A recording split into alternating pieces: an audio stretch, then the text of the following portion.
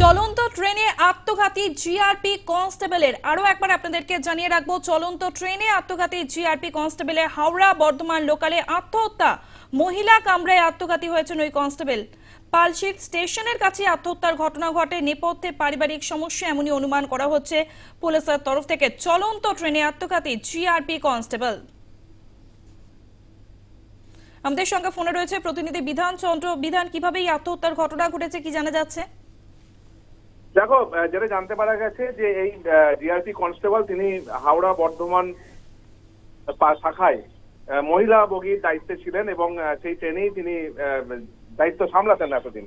এবং গত রাতে যেটা জানা গেছে যে পালশিট স্টেশনের কাছে যখন ট্রেন এসে পৌঁছায়, ট্রেন কম্পার্টমেন্টের মধ্যেই নিজের সার্ভিস রিভলভার দিয়ে তিনি আত্মহত্যা করেন। এবং ঘটনার পরই তার পরিবারকে জানানো হয়, বর্ধমান শহরে তার বাড়ি। এবং পরিবারের যদিও এখনো পক্ষ থেকে যেটা বলা হচ্ছে যে পারিবারিক কোনো কারো অশান্তির জেরেই হয়তো এই ঘটনা ঘটেছে বলে অনুমান করা হচ্ছে।